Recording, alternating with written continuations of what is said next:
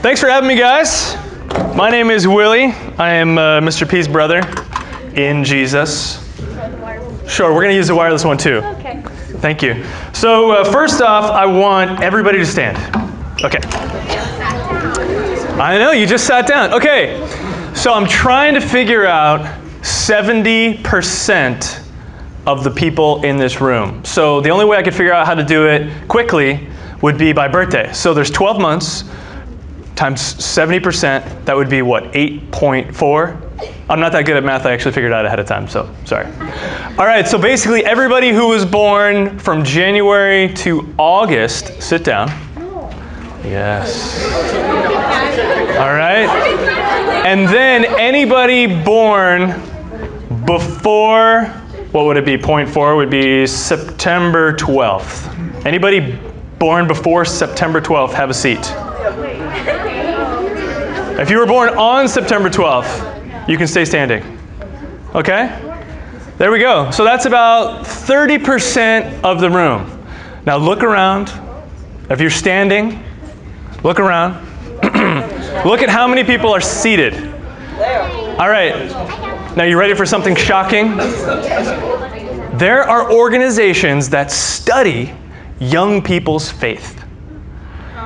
Young people's faith. Yes, they're called Lifeway, Barna Group, Pew Research, and they say that by the time that a Christian student graduates from high school and goes to college, only 30% will still be standing for the gospel. 70% will walk away from their faith. Isn't that shocking?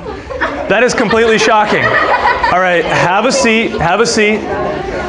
Now this is no joking matter. I know this might seem funny, but guess what? People don't graduate from high school and then go off to college and in one day decide that they're not going to follow Jesus anymore. It actually is a very slow process, and a lot of the research is actually pointing to the process starting at the age of 12 years old. So a lot of us are on a trajectory, we're on a path right now where we're starting to question our faith. Now the question that I have for you is, how are you dealing with your doubts? See, we all have doubts, we all have questions. But see, the problem is we tend to push our doubts and our questions to the back burner. Do you guys know what that means? It's a term meaning you just push it to the back burner of your stove and you kind of forget about it. It's on like simmer mode. Have you ever made rice or wild rice? It takes like an hour sometimes. You get it started, right? And then you put the lid on, you put it on low, and you just let it simmer on the back burner and you kind of forget about it. And then it starts to cook, and then it goes through this big process, and then you have delicious rice. Well, the same thing is happening to your faith. See, when you push doubt or questions to the back burner, what happens is it starts a little teeny tiny cavity. And you push it to the back burner, and if you don't deal with your cavities, what happens? Your teeth rot out. Well, if you have doubts and you don't deal with them, then guess what happens to your faith? It starts to rot away. And then one day you wake up and go to college and realize that you've got rotten faith. And then it's easy to just let it go, because who wants to have something rotten? I don't. Does anybody like rotten stuff? No. Maybe earthworms do. Not you guys. So what do you think the number one reason is for students to say they no longer believe? You, sir, in the back. Peer pressure. Peer pressure is a big one. Another one? What do you guys think? Yes, you, sir. The evolutionists. Evolution. That's actually what Pew Research says. They say these are the number one reasons why college students on campuses have walked away from their faith. The number one reason is learning about evolution in college. Number two is that too many Christians are doing unchristian things, like hypocrites. They say they're Christian, but then they act a different way. Another one is people say religion is the opiate of the masses, basically meaning that it's just kind of a drug that makes you feel better and it isn't really worth anything. Rational thought makes religion go out the window. Rational thought, you guys know what that word means? Like reasonable. Like if you think about something that kind of makes sense, they're saying Rational thought makes religion obsolete. Lack of any sort of scientific or specific evidence of a creator. Or some people just say, I realized somewhere along the line that I just didn't really believe it anymore. And another one is, I'm doing a lot more learning and studying and making all kinds of decisions for myself rather than listening to somebody else. So these are the reasons why college students walk away from their faith. And it doesn't happen the first day of college. It actually happens when people are your age. Now, I know you guys have a lot of questions and a lot of doubts, but I want you to understand that pushing it to the back burner isn't going to help your faith. Sometimes when people come at us, right, let's say if we talk to an atheist or somebody who doesn't believe what we believe, like maybe somebody who's like a Buddhist or somebody who just thinks Christians are stupid, what is our number one response? Usually is to be like, nuh-uh, or duck and cover, don't talk to me. But let me tell you something. This is Spiritual Emphasis Week, and I want to tell you what kind of a spirit we do not have. See, it says in 2 Timothy that we were not given a spirit of fear. We were given a spirit of what? Of power, and of love, and of a sound mind. Now, when we're talking with somebody who doesn't believe what we believe, aren't we overwhelmed with fear? I know I am. Do you know why we're overwhelmed with fear? Do you know why I used to be overwhelmed with fear and why I'm not anymore? Because I read a little verse in 1 Peter. Let me read it to you.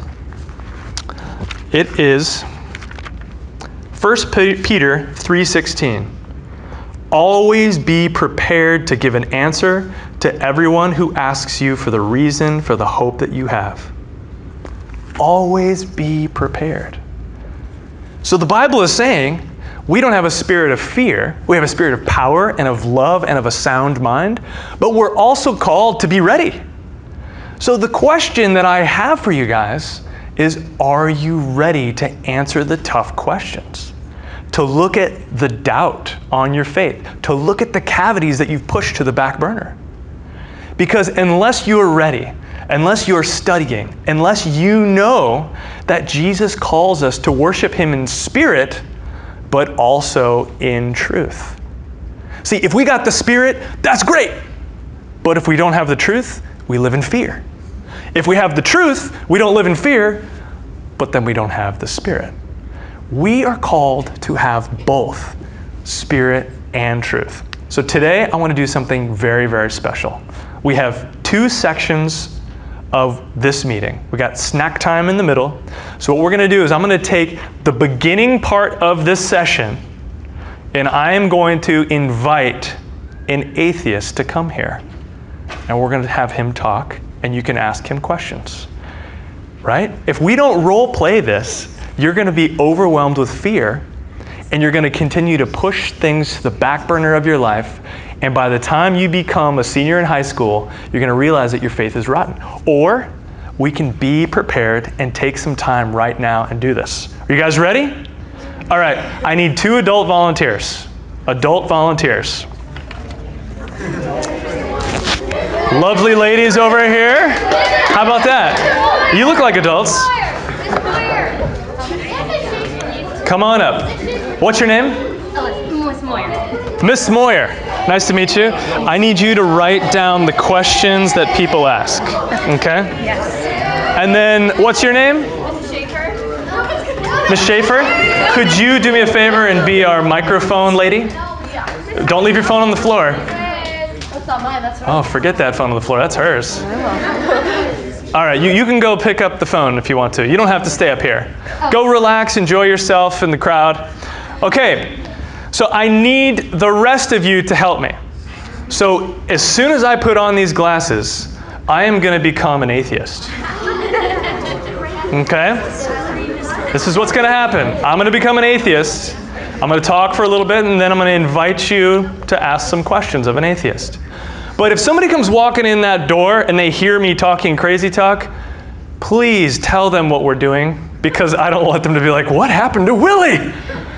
Okay, are you guys ready? right, and then we do have a break, so we're going to stop for the break, and then when we come back, I'm going to take the glasses off, and then I'm going to talk to you about what the questions were. Does that make sense? So don't be discouraged if you feel discouraged when the atheist is talking. All right, here we go.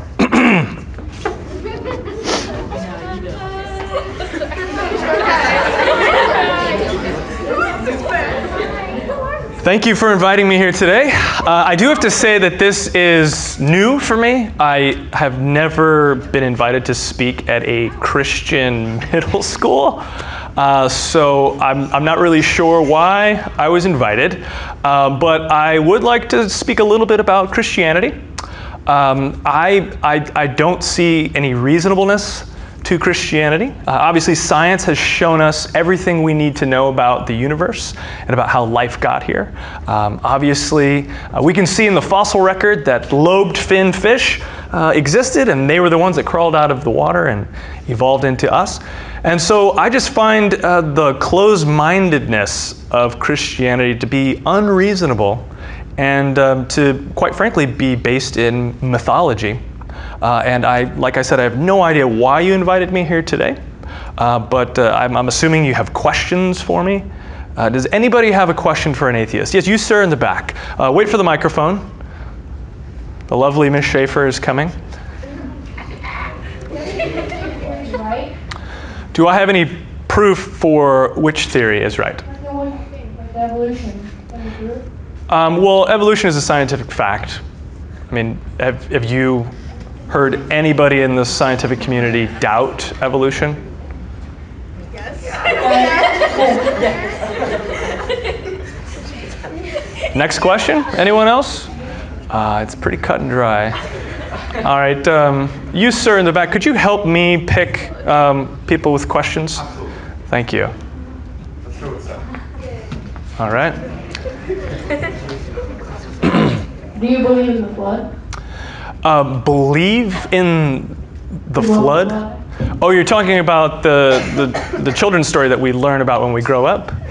Talking about where all the animals in the world, came to a boat and floated around. I think it's romantic. It's a very lovely story. But obviously, we can see in the fossil record and in the layers of sediment that it's been millions and millions of years of layers being laid down, and there is no actual evidence for a flood. That would take belief. So no, I don't believe in Noah's flood. Explain the over 200 stories about a global flood in our ancient culture. How would you explain it?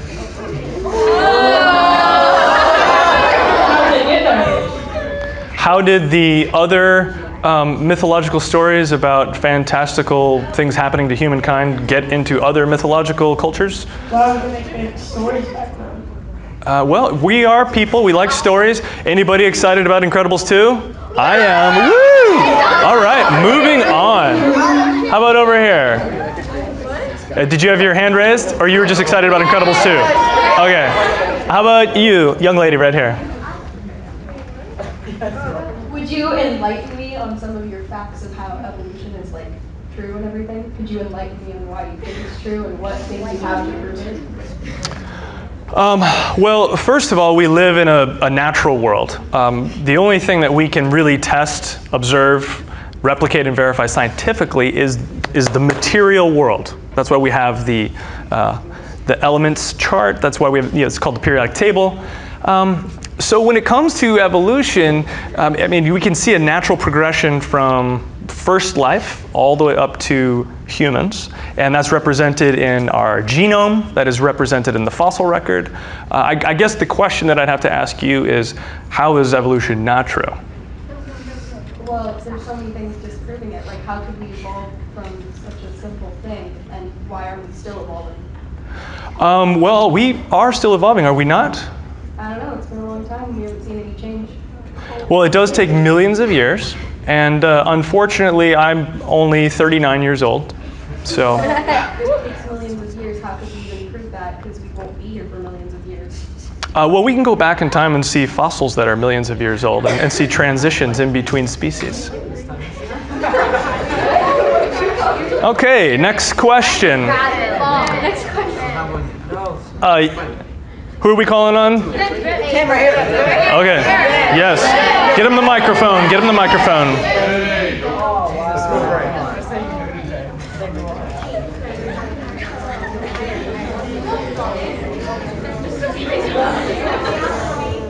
Do you believe that the universe exploded into being?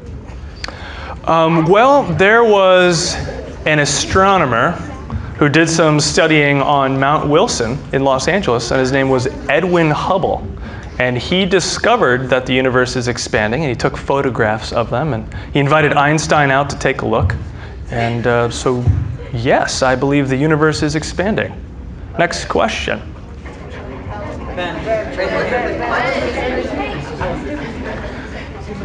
Are we watching the time?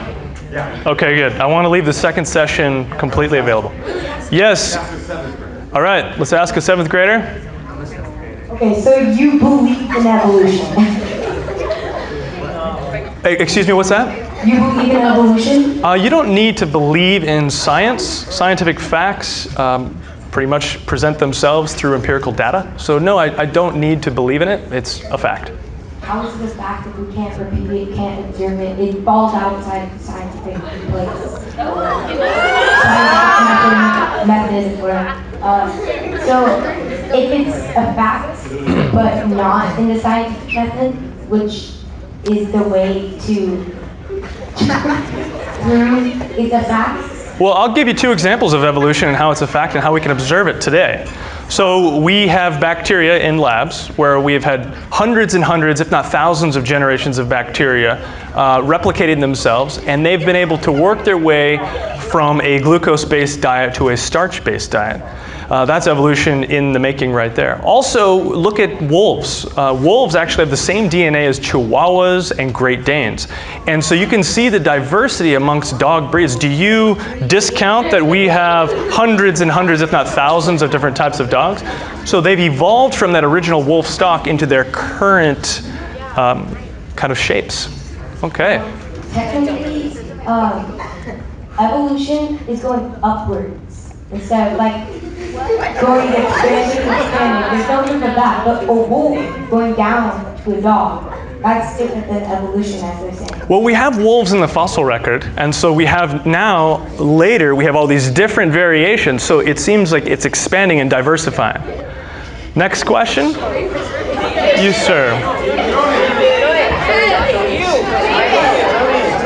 So it seems like you guys are very interested in evolution, but what about your holy book and Are you familiar with the creationist tree? The creationist tree? I mean the creationist orchard. Enlighten me. Okay, so it's the idea that God created separate families, and so there's the dog family, and that's why we have all the separate dogs. So that would explain how the Chihuahua and the wolf have the same DNA. But do you have any examples of how different families are grouped together, like where a dog is related to a cat, or like a dog is related to a fish? Well, that's a really good question, but I'd first like to back it up to your original statement where you said God created different trees. Do you have empirical data for that? Can we run that through a test scientifically? I think we have exited the wheelhouse of science with that statement. Next person.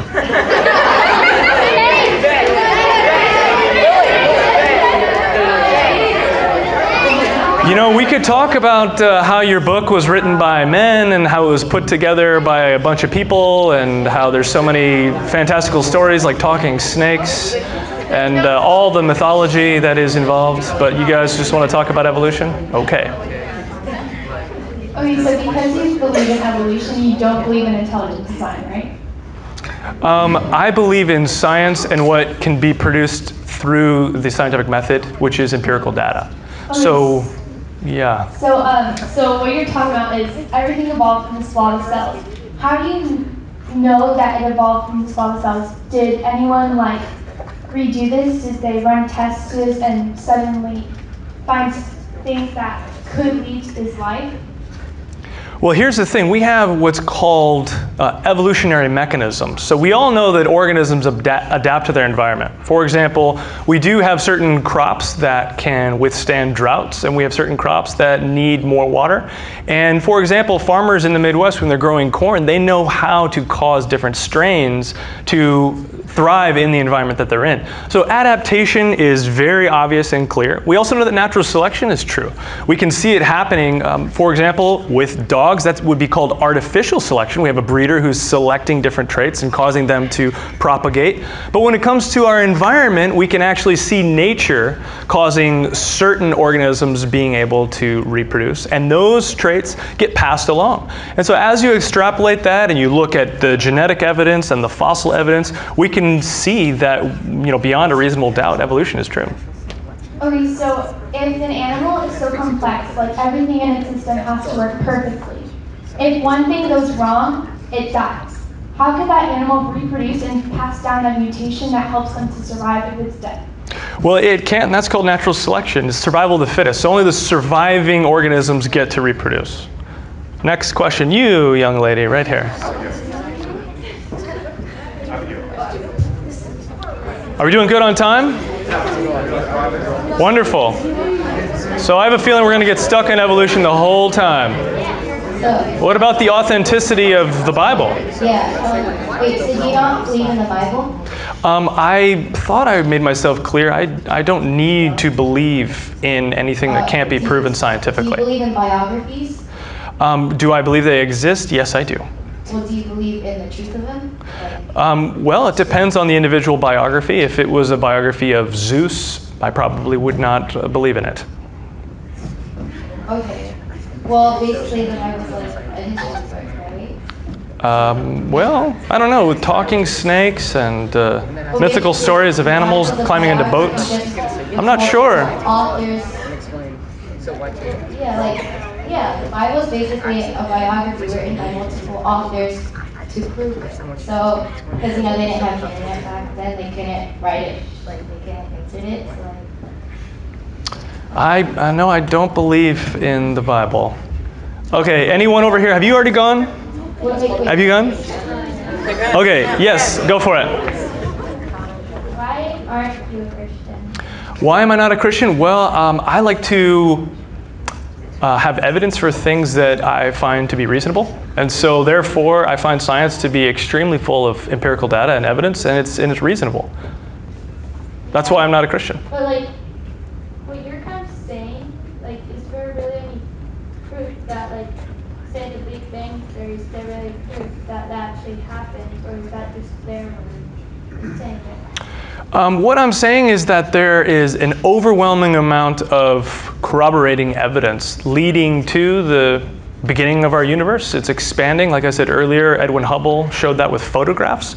I'm not one that would deny a photograph. Would you deny a photograph? Yeah, but there's photographs and pictures of Jesus.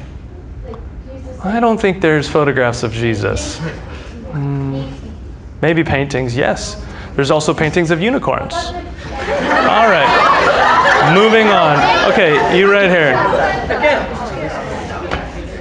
Okay, do you think we're here by chance? Excuse me? Do you think that everyone's here by chance? The world? The world is here by chance, meaning? Is that what you think? Meaning that we are here because of the natural laws of physics and how gravity is real and how we know that entropy is real. Yeah, I believe that the laws of physics are absolutely true and that we experience them every day. Do you deny the laws of gravity and physics? No, but I just wanted to know what's your take on the meaning of life? Do you think there's on the meaning of life? Yeah, do you think there's any meaning in life? That would be a philosophical question. I'm more into science. Anybody else? Question? We have a lot of questions today. Have you gone yet, sir? Okay, let's move the microphone. Okay, here we go. Somebody else is going to ask me a question. All right, let's hear it. What do you got, buddy? Do you believe that there's people who aren't Christians that you believe in Jesus or not? Well, I don't believe anything. I understand that science produces empirical data, and so therefore, I know what can be true and what cannot be true based on the scientific method. So I think you asked me two questions that use the word belief, and I just don't see a need for belief. Oh, there's people like way back then, there was a writer who didn't believe in Jesus, but they still found letters from him saying all the miracles and how Jesus happened. So That's fascinating. Do you have the original document?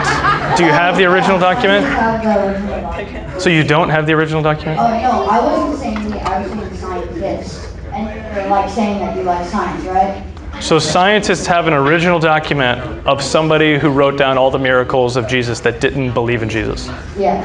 Well, That sounds like a fascinating document. All right, moving on. You, sir, right here. This guy seems like he's been itching. Are we doing good on time? We're good? Anyway, my question is, how do you believe in evolution if there's a bunch of missing links? Well, first of all, I don't believe in evolution. I just know that evolution is a fact. And missing links, I don't really understand what you mean by that. We can go through the fossil record all the way back to the Precambrian days, through the Cambrian explosion. We can go through the Miocene. We can go through the Jurassic era. We can see all the different shifts and changes of body plans and know that humans are here today. Where'd you see that though? In the fossil record. We have paleontologists that dig up rocks and fossils. And also Charles Darwin denied evolution though. What's that? And Charles Darwin denied evolution? Yeah. Do you have documentation for that? What is it? Which book? The book is... Is it the Bible? I don't think Charles Darwin was mentioned in the Bible. Reading it in a book right now. That sounds very convincing. All right. Anybody else? Somebody who hasn't gone yet. Okay, all right. Yes, you, sir, in the back. All right. I know this is very exciting. You're going to get some more sugar in just a second. All right. So, Big Bang. So, you believe that something came out from nothing. So, okay, nothing came. Okay, so there's nothing, and there's just a spark. How that become and everything. How that become. Well, first of all, I'm not 100% certain that your description of the Big Bang is accurate. But have you heard of Stephen Hawking? Anybody heard of Stephen Hawking?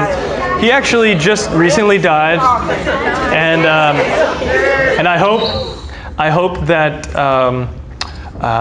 he will be remembered for a long time for his great work. But he described something that was actually quite plausible, a scientific explanation of how the universe actually comes into existence. It's called a multiverse. And so it's very similar to a rubber band. And so a rubber band expands out, and then when you let it go, it comes back in and comes back out. And so Stephen Hawking actually gave scientific evidence leading to the fact that universes are coming in and out of existence over billions of years, and it's scientifically plausible. All the physics actually add up and work out. Anyone who hasn't gone yet, raise your hand. If you haven't gone yet, raise your hand. All right, you want to walk around and, are we good? We're having to stall because they forgot to bring straws. Okay, all right. I want to be able to leave time though to actually go into the second half. Okay. All right, anybody who hasn't gone, raise your hand. All right, I guess Hannah's gonna go. Let me guess. Do I believe? Okay, so back to evolution. Okay. To your point, do you have the fossil record with you? Touche. You got me. No, I don't carry the fossil record with me. Do you happen to have ancient manuscripts showing that the Bible is true with you? I have the Bible. Yeah, well, this Bible was probably printed in the past 5 to 10 years. It's a copy of a copy of a copy of a copy. So unless you can show me some original manuscripts, I think your question negates itself. Anyone else? Have you gone yet? All right, the lovely lady here in the polka dots.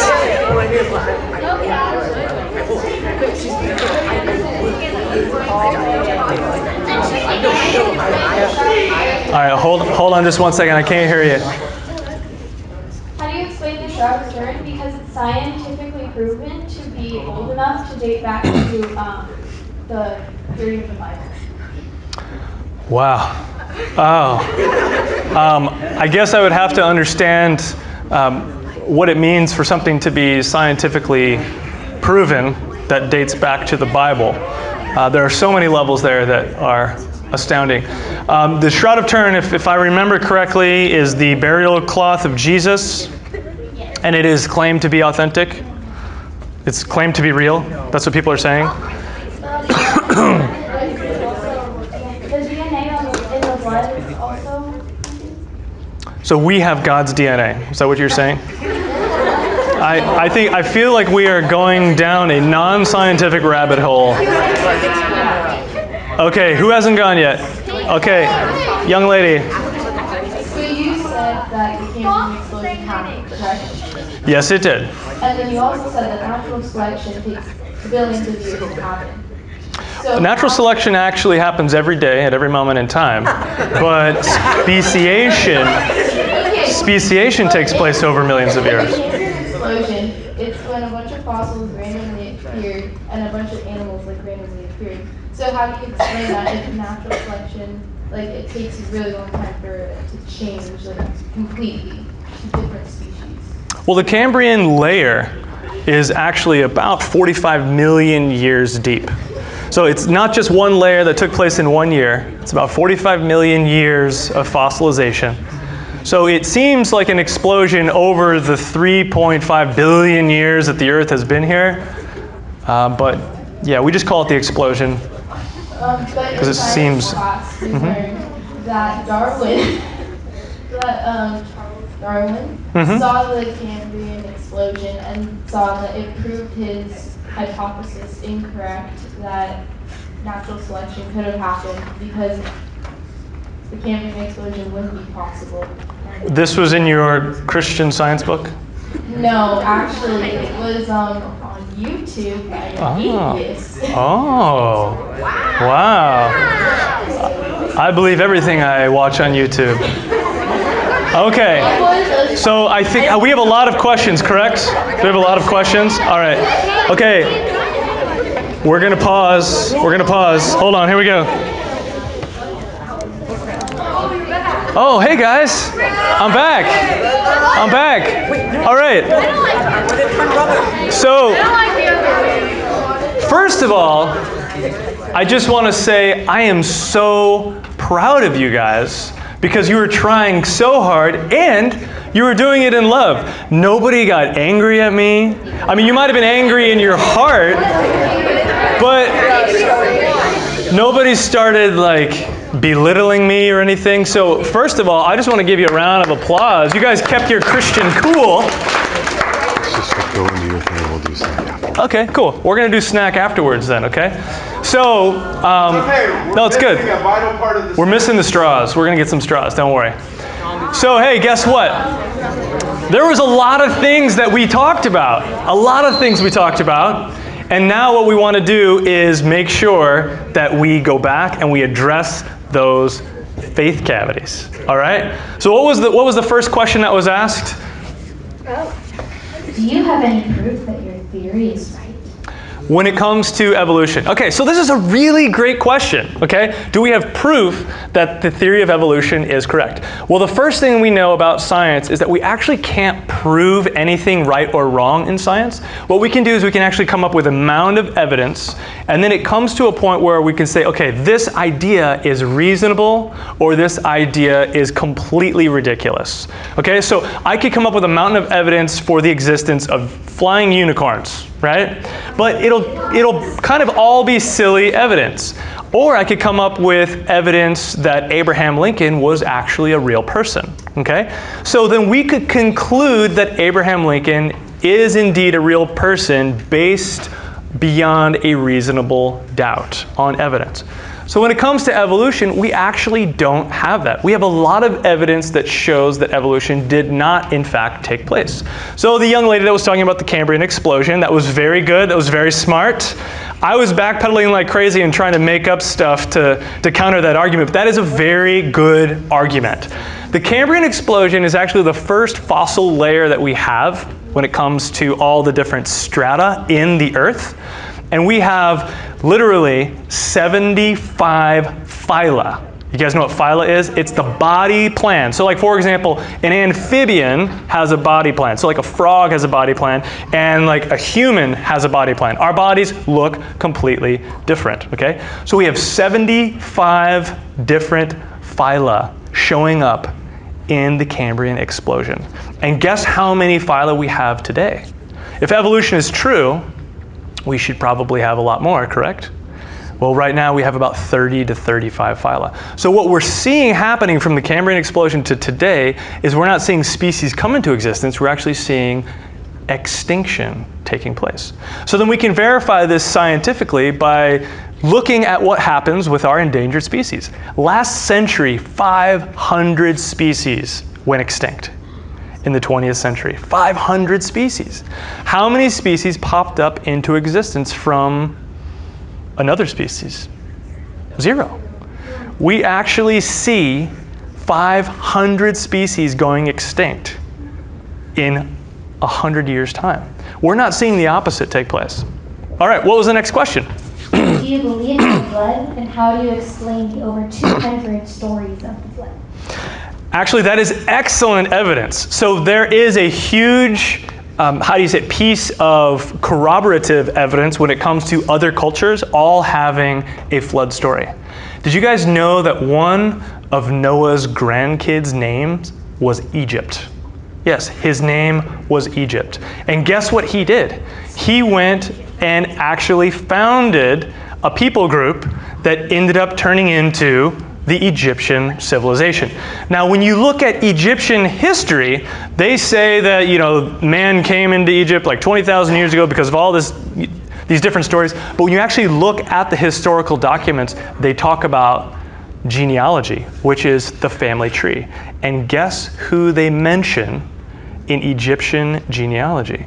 They mention Egypt, the grandson of Noah, and they talk about Noah's flood.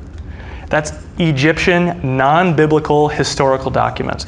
And if you go to every single culture on the planet, every single one of them has some sort of ancient story about a flood. And some of them, besides the Egyptian culture, actually names Noah as a real person. So that's a very good piece of evidence. Would you enlighten me on why you think evolution is true, and why aren't we still evolving? Haha! Well, there's a little thing called the biological species concept. It was developed in 1942 by Ernst Mayr, and he was trying to figure out what is a species. Well, he discovered that the only scientific way to explain a species is to have two organisms or a group of organisms be able to have offspring that are able to have offspring that are able to have offspring that are not able to have offspring with another group of organisms, aka another species. So you might be thinking to yourself, well, hold on, what about like Napoleon Dynamite and ligers, right? It's a tiger and a lion bred together for their mythical power. Well, guess what? Ligers do exist, but guess what ligers can't do? They can't have offspring. They can't have babies. It's a genetic dead end. And so ligers and tigers are actually a different species, but they can have a hybrid, but that hybrid is stuck. It's a genetic dead end.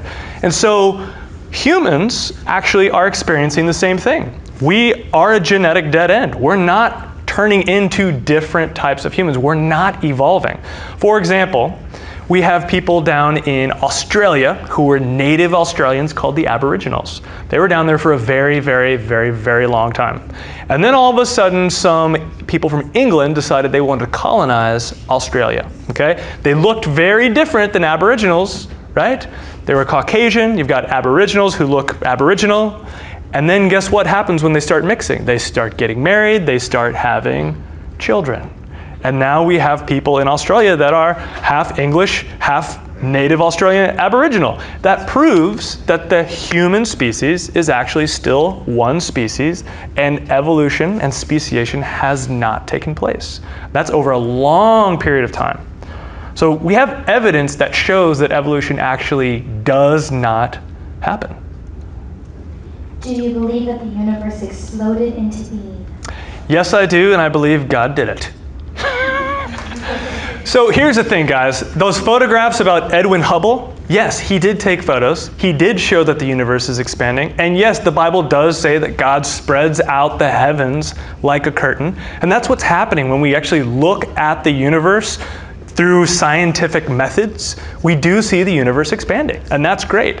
I don't know when it happened. I don't know how it happened other than something that science can't explain, but that's exactly what a miracle is, right? It's above the natural world, therefore it is supernatural. So did God cause the Big Bang? Was he the Big Banger? Maybe he was. Absolutely, I think he was. So here's the thing, we cannot use evidence for Edwin Hubble's discovery against the expansion of the universe or against God creating the universe, because it just proves that the universe actually was created. And therefore there must have been a creator at some point in time. Are you familiar with the creationist orchard? I am now, thank you, buddy. I like that, that's a good model. The only issue that I have with this whole debate is that, excuse me, when you start talking about creationism, you immediately start talking about God being involved. And God being involved is exactly the way that it happened, but you have left the realm of science. See, God is a supernatural being, and science is about the natural world. And so when you're arguing with somebody or having a conversation with somebody who's a scientist, the second you mention God creating, they're going to stop listening to you and they're going to dismiss you as a fool. So what I like to do is I like to show them how their arguments are actually also not scientific. For example, remember how I said that I can't see new species coming into existence because it takes millions of years? Well, if you need millions of years for that to happen, that means you can't observe it, test it, replicate it, or verify it scientifically. So therefore, those millions of years is just another way of saying supernatural, another way of saying magic. It's another way of saying, listen, I can't show it to you scientifically, but I do rely upon something that is supernatural. So instead of me going to God and saying, well, God did it, so there, what I do is I point out the fact that their argument actually is based in supernatural thinking as well. They don't like that. How do you know we came from a blob of cells? Well, my mommy and daddy really loved each other, and I became a zygote, and I developed from that blob of cells. That's the only blob of cells we came from, people. It was the blob of cells that was in your mother's uterus. And it wasn't really a blob. It was actually extremely complex. And you had all the proper chromosomes. Girls, you had 2 X chromosomes. Boys, you had an X and a Y. And someday, I hope you experience the same thing. Moving on. Is there really proof of the Big Bang Theory? Is there really proof of the Big Bang? Well, I believe that God is the Big Banger, so however he did it, there was a beginning of the universe. The Bible says there was a beginning of the universe. Edwin Hubble shows that the universe is expanding, therefore there must have been a smaller universe at one point in time, leading to us to understand scientifically that there was a beginning. So I don't have a problem with the Big Bang. The only thing I have a problem with is maybe the timing of the Big Bang and how it could happen without a cause or without some sort of intelligence behind it. Oh, is that for me? I'm so thirsty. Would you like a big water? Thank you. I actually brought a water bottle and I left it back there. All right, next question. You think the world is here by chance? What is your take on the meaning of life? Oh, wow. It is impossible that the 3.2 billion base pairs in the human genome got here by chance. It is impossible. It is like saying that you walked into a library and every single book just randomly was there because a tree exploded. It's about the same thing. There is so much information in just the human genome, and we have 3.2 billion base pairs, that we have to have volumes and volumes and volumes of books just to write out the individual letters. And there's 4 letters in the language of DNA. Isn't that amazing? Now here's the craziest part. I'm just going to go off on a sidetrack here. If evolution were true, then single-celled organisms would probably have the smallest genome, and humans, the smartest, most amazing creatures on the planet, would have the biggest genome, correct? Well, frogs, we see them in the fossil record, and scientists say they're 40 million years old in the fossil record, right? So they should probably have a smaller genome than us. Well, frogs have a genome with over 6 billion base pairs. That's more than double of the human genome. We have 3.2 billion. So why do frogs have such a huge genome? That doesn't make any sense when it comes to the evolutionary tree. You should always be going from basic to complex, especially if they're in the fossil record. How do you believe in evolution if there are missing links? That's a really good question. Actually, Darwin stated in The Origin of Species that the biggest problem with his idea, with his theory, is that there are no intermediary links. And so what he did is he actually put future evolutionists out on an unscientific trajectory by saying, I hope in the future that naturalists like me will have conviction that evolution is true and that they will find intermediate species. And guess what we're doing here today? We're still looking for the missing link. Like, if there were intermediate species in between all of the other species, there would be hundreds, if not thousands, in between frogs and humans, but we're not seeing that. Next question. Do you believe something came from nothing? Well, that's actually a scientific law. It's called the first law of thermodynamics, and it basically states that matter cannot be created nor destroyed. So if matter and energy are coming into existence, it would have to only be coming into existence from something that is outside of our scientific observable universe. And I'll give you one guess on where I think all energy and matter came from that would be outside of our universe. Maybe a supernatural intelligent being.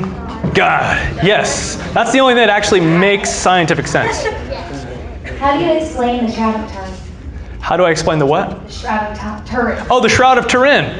Well, believe it or not, I am a bit of a shroud aficionado, and that was the hardest part for me to deny that. I've been to the Shroud Museum. I have been to, there's a church where they have like a little display. I have read books. I have traveled around to see different shroud memorabilia and relics. I love the shroud. Okay, so I cannot prove scientifically that it is legit, but I can tell you what science tells you the shroud is not. There is an image of a man, probably in his early 30s. He looks Middle Eastern by his bone structure. He looks like he had a really bad day. He was bruised and beaten. He has all of the biblical markings of where he was stabbed, where he was pierced. And also, there is a lot of pollen in the actual cloth itself from certain types of thorn bushes that are native to the Middle East. And we know that he did wear a crown of thorns. They probably picked some thorns and made it real quick and stuck it on his head. But there are bits of pollen embedded into the fibers of the fabric around the facial section. There's also another cloth that was found, and people said that it was part of the burial of Jesus Christ. It's not with the shroud, it's actually in a different museum right now. But they scanned in the blood patterns on that cloth, and they scanned in the blood patterns of the shroud, and they put them in the computer, and they moved them around, and all the locations or the sources of the blood actually matched. So we do know that those cloths are both from the same bloody individual. We can't say that it's Jesus scientifically. But here's the thing about the image. The image is only on the outside of the cloth, on the microfibers of the surface of the cloth. It does not go through the cloth. It is not ink, it is not paint, it is not dye, it is not char, and it is not a kind of like sun fading. You know, sometimes like a couch will change color if it's in the sun. It's not faded. Basically, the color variation inside that microscopic level of the actual fabric itself is within the natural color variation of the actual plant source. It just happens to be arranged in the shape of a man. A great medieval hoax, if that's the case. Yeah. So basically, a lot of people think that it was made in the 1200s as a hoax. But if they did, they're smarter than we are today with all of our scientific technology. So the only thing that actually makes sense is that it was somehow made by a process that we don't know how the process is, or it actually captured the most significant supernatural event of human history. I'm just putting it out there. All right, moving on. I got half of this question. How do you explain the explosive fossils? Oh, the Cambrian explosion. We already talked about that. Yeah. All right. That's the last Next, that was the last one? Great. Do you guys have any questions for Willie the Christian? You, sir, back there. How deep are you in faith? How deep am I in my faith? Well, I'll tell you what. I used to be a dumb Christian. I used to be a stupid Christian. Actually, I was a pastor at a church, and I was pretty stupid. I'll tell you what. I love Jesus. I was raised in a home where we believed in the Spirit. I saw miracles happening in my own living room. My parents ran a healing ministry, and I knew that Jesus was real because I had experienced him. Well, then when I went to school, I started noticing that students. Well, I ended up going to a public middle school and a public high school. I noticed that students were not super cool about me being a Christian. And so they would question my experiences that I had spiritually. And then they would attack me with scientific questions. And I had no idea. So what I did is I just pushed everything to the back burner. And I let those faith cavities build. But I was really strong in my faith because I had seen miracles. And so when I became an adult, I would go to worship nights. I'd pray for people. I would see miracles. People would pray for me. I'd see God move in my life. I knew God was real, but if somebody asked me a biblical question, I wouldn't really know how to answer it scientifically. I could tell you which verses we should go to and why Scripture is great and why I believe it, but I couldn't tell you why Scripture is actually authentic and how we know that it's real from anything outside the Bible. All my arguments were circular arguments pointing back to Scripture. That's how it was. Then one day, as a youth pastor at the Westside Vineyard, I had one of my students come up to me crying. And she said, I'm having a hard time because they're talking about evolution at school. And I thought to myself, I have no idea what to tell her. So I was like, well, God created. That's the worst answer anybody could give anybody. That's horrible. So I decided I did not want to be a stupid Christian anymore. I decided to actually take the Bible for what it was and know that I need to worship God in spirit and in truth. And it set me on a new trajectory of life. I started studying like crazy. I started reading every single atheist book and scientific journal I possibly could. And you want to know what my favorite verse in the Bible is?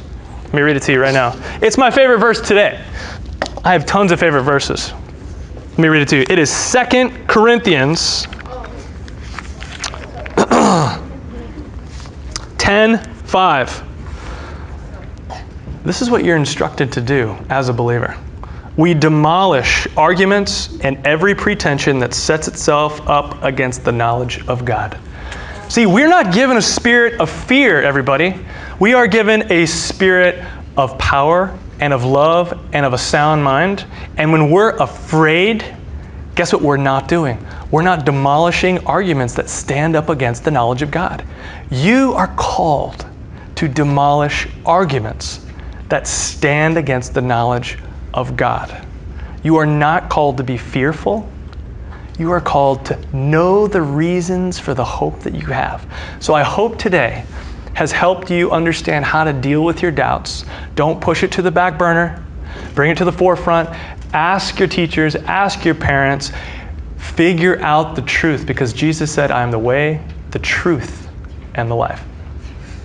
Amen. Thank you so much, guys.